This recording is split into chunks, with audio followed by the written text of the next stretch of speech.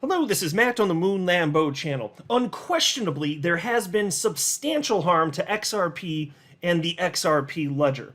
Not irreparably, but I want to share with you some of the latest thoughts from attorney John Deaton on this topic.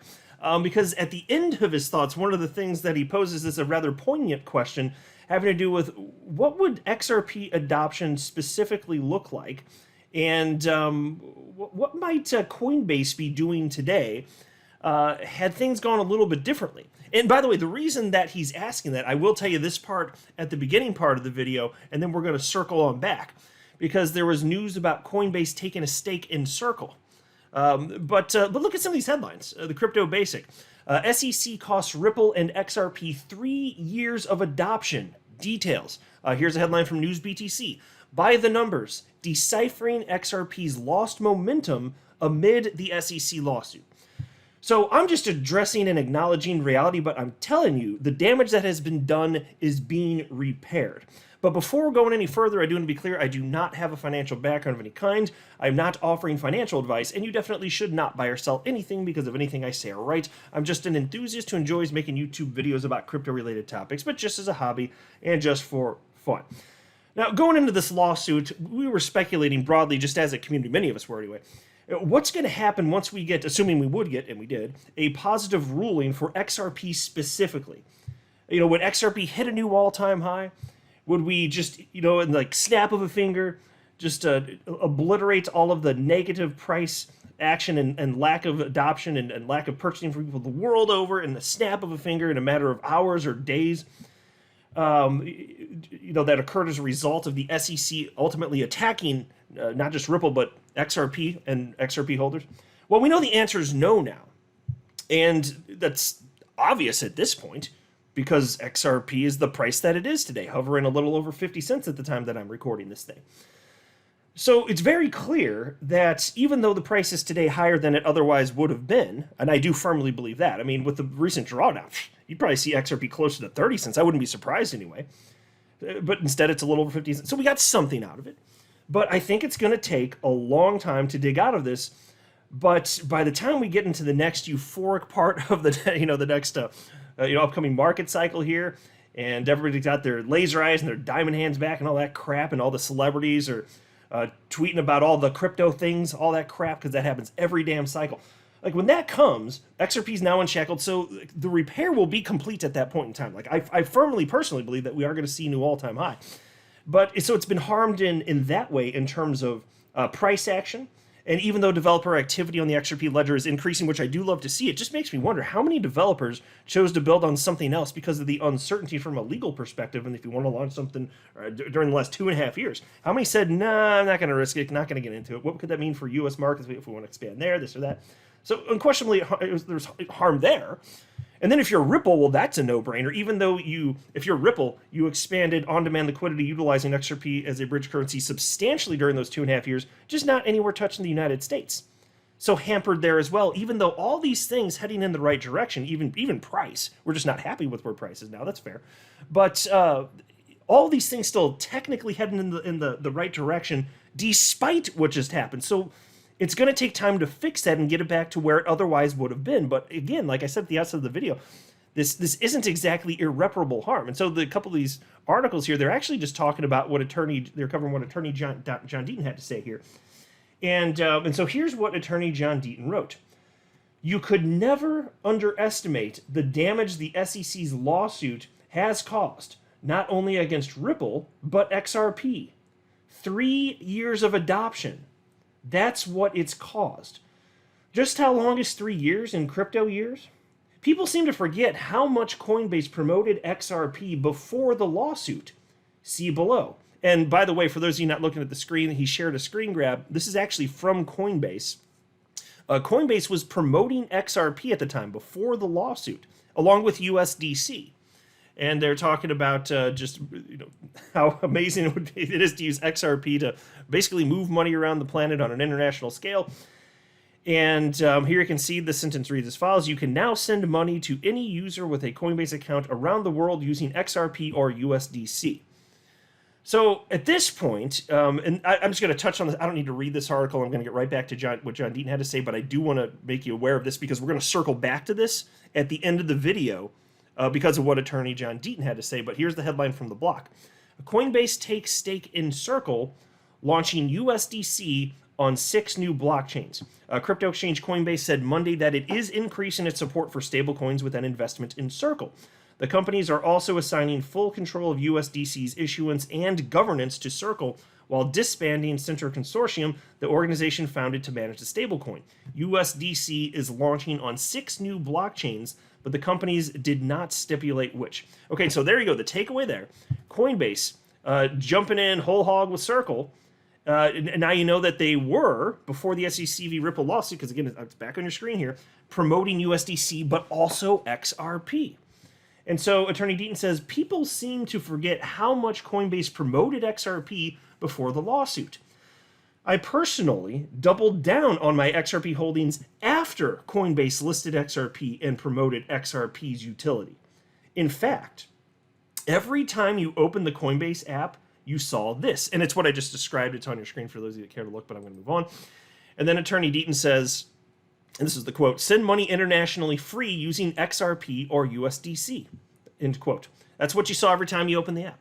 It wasn't only Ripple who was promoting XRP's utility and getting into the cross-border payment business.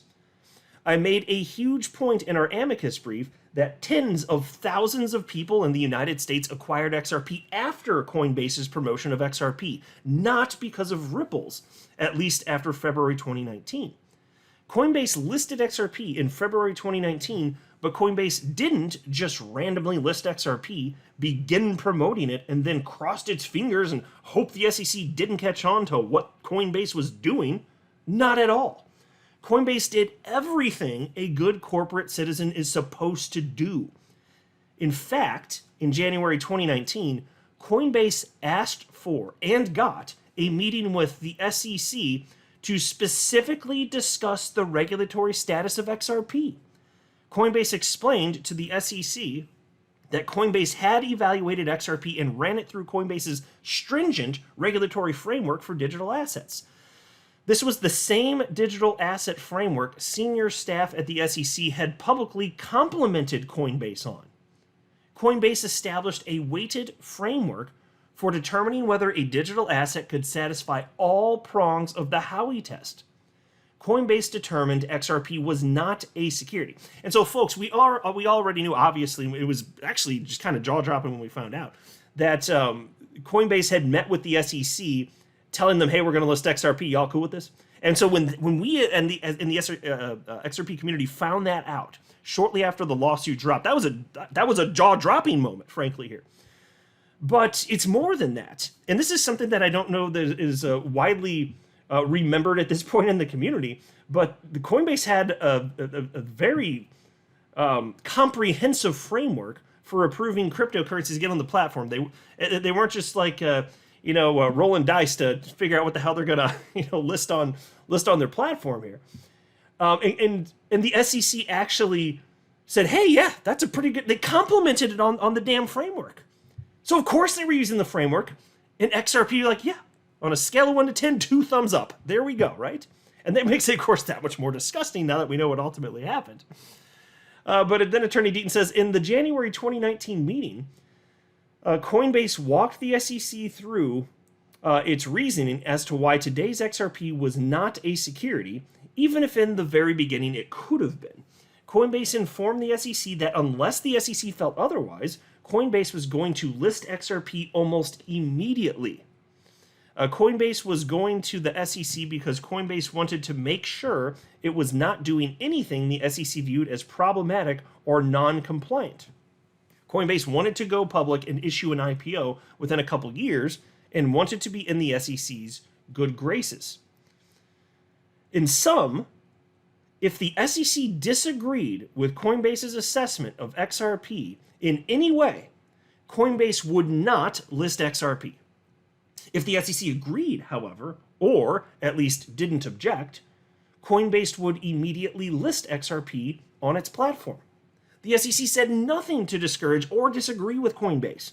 The SEC not disagreeing with or discouraging Coinbase made perfect sense in January of 2019, considering 6 months earlier, on June 13th, 2018, SEC enforcement lawyers wrote an XRP Howey memo analyzing whether XRP satisfied all of the Howey factors. And guess what? It is clear SEC lawyers came to a similar conclusion as the Coinbase lawyers who determined XRP was not a security. The XRP Howey test did not conclude that XRP was clearly a security because the test did not recommend enforcement versus Ripple, nor did it recommend a cease and desist. No more than 30 days after the Coinbase/SEC XRP meeting, Coinbase listed XRP on its platform on February 25th, 2019. Less than 2 months later, Coinbase was suing XRP and USDC to expand into cross-border payments.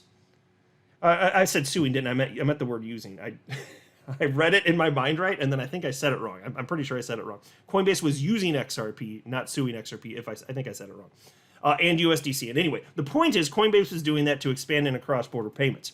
And then Deaton says Coinbase wasn't the only company, not named Ripple, to jump on the XRP cross-border payments utility bandwagon. Less than 6 months after Coinbase listed XRP, MoneyGram started using XRP in its cross-border payments business. In fact, MoneyGram filed a form with the SEC disclosing how MoneyGram would utilize XRP. Clearly, the lawyers at MoneyGram also determined, just like Coinbase's lawyers, and just like the SEC enforcement lawyers in June 2018, that XRP was not a security.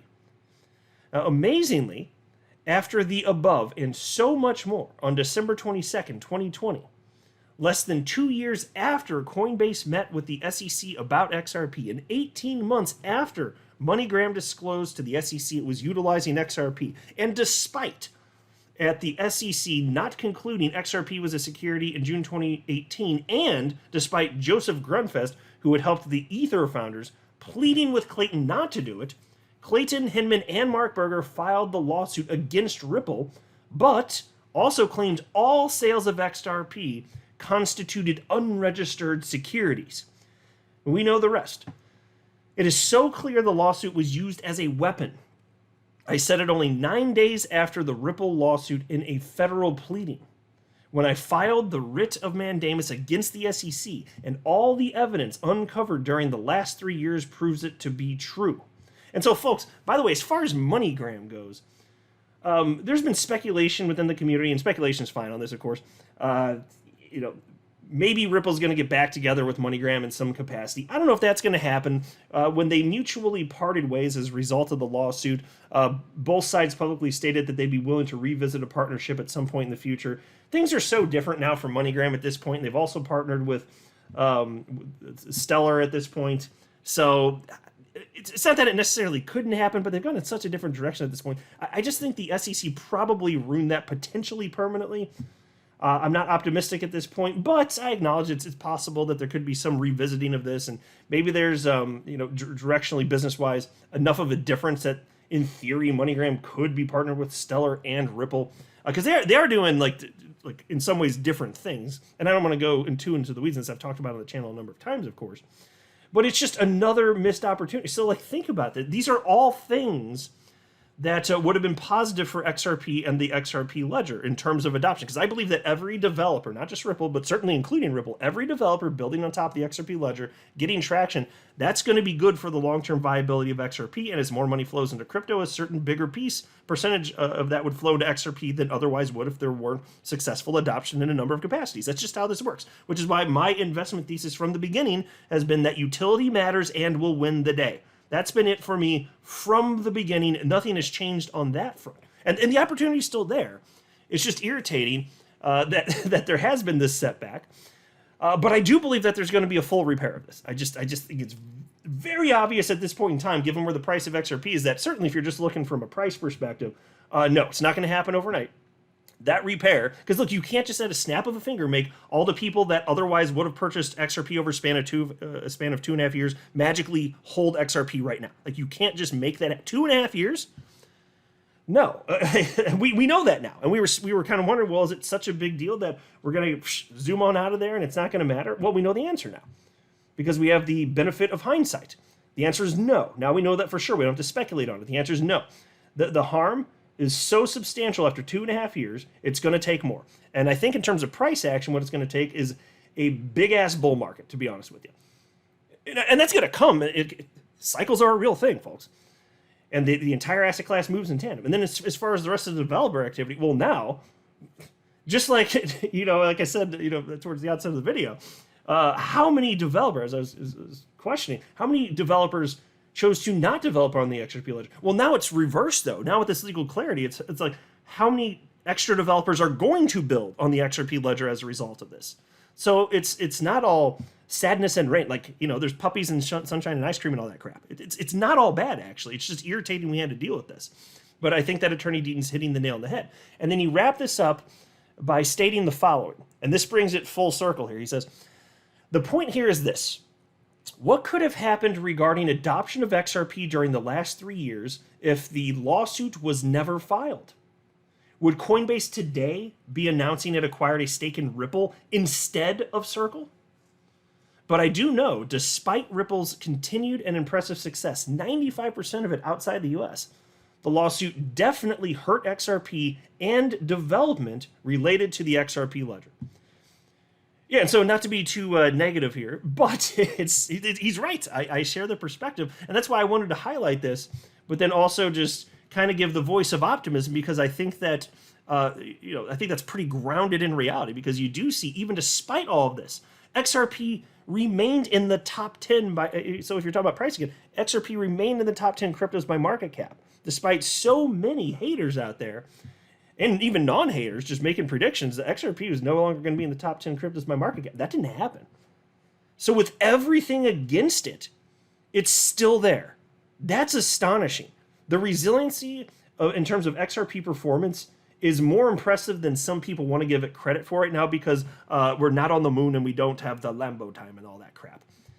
But it's markets. They move in tandem, and the SEC caused real harm. Okay, I'm going to be an adult and just wait, because I'm more patient than the children's is out there that just feel things and then make important financial decisions. I ain't going to be acting like that. Just saying here.